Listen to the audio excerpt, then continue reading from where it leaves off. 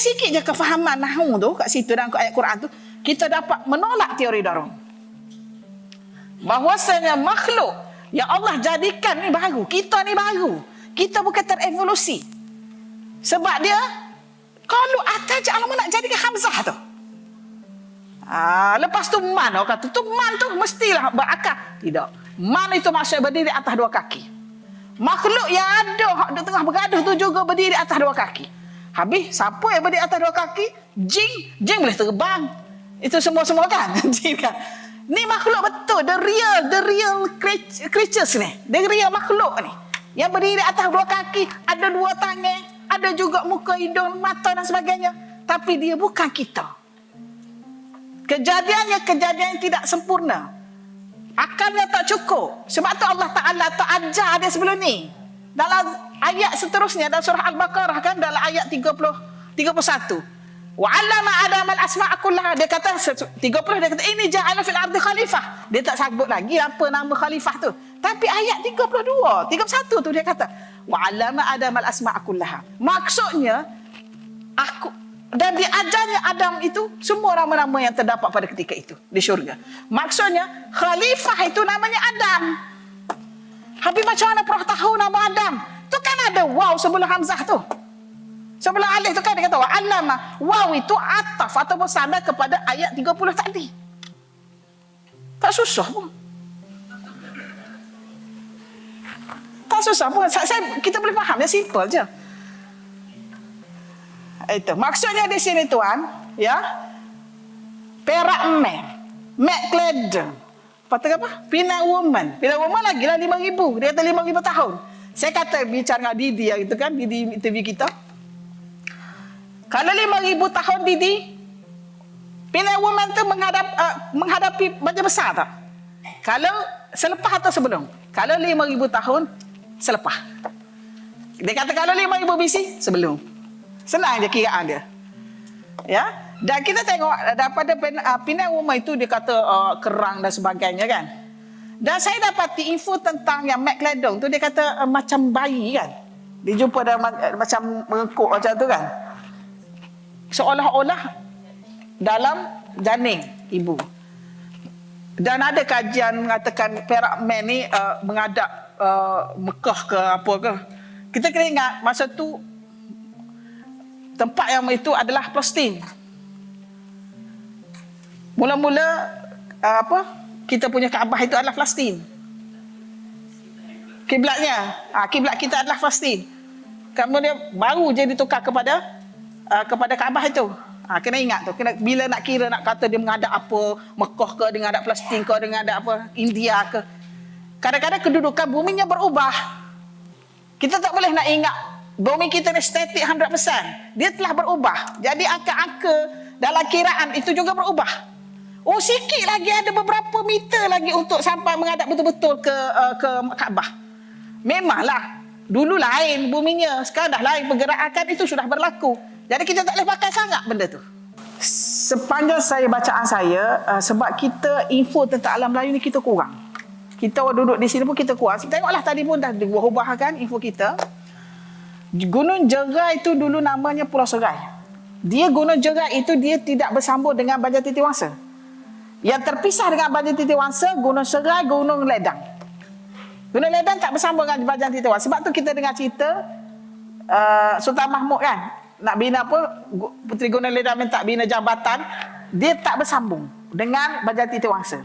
Okey. Jadi maksudnya Gunung Jerai itu adalah Pulau Serai. Dia adalah air.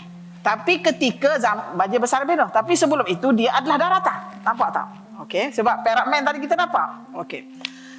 Sepanjang pembacaan saya, kita Arab lah, pembacaan saya kita Arab, dia mengatakan Adam ini turun di Sarandi. Di tempat bernama Sarandi. Dan kaki Adam tu, tempat jatuhnya kaki Adam tu namanya Baus. Baus. Jadi setakat ni mereka membuat konsensus, saya berdasarkan pada ulama, ia adalah di Sri Lanka. Dan dulu Sri Lanka itu dia tidak terasing dengan India itu. Bila berlaku perpecahan tu baru terasing. Pulau kan tak ada dia satu tempat je. Jadi di Sri Lanka itu ada tempatnya nama Sarandik itu. Itu yang saya tahu. Tetapi jika ada perubahan muka bumi dan sebagainya berubah, maka Jerai dulu adalah Sarandik. Wallahu a'lam. Saya punya kenyataan saya ini berdasarkan bacaan dalam beberapa kitab tafsir. Dan Sarandik yang disebut tu adalah di Sri Lanka. Dia kata Sri Lanka. Dulu nama Sarandik. Sri Lanka ni baru je dibuat di Sri Lanka kan dalam tahun 17 je. Dulu Ceylon. Sebelum Ceylon Sarandik. Itu yang saya boleh buat kesimpulan. Maksudnya kalau nak kata Jerai dengan info tadi saya tidak nampak. Okey, tetapi kita tidak tahu perubahan sebab kita tidak ada di perubahan muka bumi, kita tak pasti itu. Kalau berlaku perubahan muka bumi, kemungkinan betul. Sebab ada 1000 kisah dalam alam Sumatera, alam Melayu ni, yang mana tidak dibongkar lagi. Dan kita jumpa Gunung Padang itu pun ada piramid katanya kan, berusia 10,000 tahun yang silam. Jadi mungkin perubahan sejarah itu boleh berlaku. Dan kita kena ingat, penulis-penulis kitab tafsir ini berbangsa Arab. Dan orang Arab ni dia tak kenal tempat kita. Dia tak kenal. Dia tak kenal dia panggil apa kita? Syarqul Hind. Dia panggil kita Syarqul Timur India. Jadi orang yang tak kaji sejarah ingat India. Sebenarnya bukan India. Sebenarnya India tu ada 2 takrif. Satu dia panggil Insula India dan satu Peninsula India. Insula India itu adalah kita di luar benua India. Dia panggil insula. Peninsula India di benua India itu sendiri. Jadi siapa menamakan tu? Tu Orientalis, penjajah lah yang bagikan kita. Jadi sekarang ini kita sendiri pun tak tahu siapa diri kita. Sudahlah kita tak tahu diri kita sudah tentu tak tahu kajian tempat duduk kita ni, Gunung Jerai ke apa tu. Jadi pendapat mengatakan Nabi Adam turun di gunung, dia mempunyai reason tertentu. Dan kita mesti menghormati pandangan itu. Ada pun buku-buku tafsir klasik ini ditulis orang Arab. Jadi dia sendiri tak kenal tempat kita. Saya sebagai seorang akademisian, saya kena ikut apa yang ada dalam buku tu. Kalau saya tulis artikel, saya tu katakan semua orang tak terimalah artikel saya ataupun tulisan buku saya. Saya mesti benda yang ada dalam dokumentasi. Tapi pandangan itu saya hormati juga. Okey, kata yang berkenaan dengan Gunung Jerai apa? Saidina Osman pernah datang ke alam Melayu. Tak mustahil. Sebab sebelum wujud Rasulullah SAW sudah ada hubungan. Cuba data tu kita, sebab kita jenis tak kaji ekologi. Berapa kerak sangat kerajaan bagi duit kat kita untuk kaji ekskavasi ni. Prof Mokhtar kaji tu pun Pak Allah yang bagi. Pak Allah kata, Mokhtar kau carilah, kau buat ni apa ni semua. Prof Mokhtar, Pak Allah bagi zaman tu rasa 15 juta. Tu yang dapat buat tu. Lepas tu Prof Mokhtar tak terima lagi. Jadi masalah ekskavasi pun satu masalah besar kepada kita. Kita tidak dapat membongkar yang benda yang betul. Yang semerang pula dia tanya kita, mana situsnya? Mana buktinya? Buktinya. Saya kan? Haiya. Bukti itu bukannya yang terlalu pegang. Bukti dokumentasi itu, untuk bidang saya dokumentasi sudah cukup. Kalau ada bukti ekologi itu satu bonus.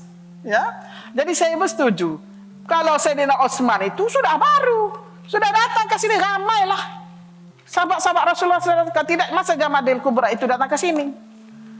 Ada link dah sebelum ni. Kan tadi kita nampak 475 lagi sebelum Rasulullah lahir dah ada dah berhubungan kat Sungai Batu dan sebagainya. Kalau zaman sahabat Rasulullah datang, itu memang betul lah. Cuma kita perlu cari lagi, kaji lagi. Kalau kata mana buktinya, aku dapat kat carilah. Macam tu. Bagi orang yang memberi maklumat itu, kita berterima kasih. Kerana dia telah membuka kepada ruang yang baru untuk kita mencari gali lagi sejarah bumi kita.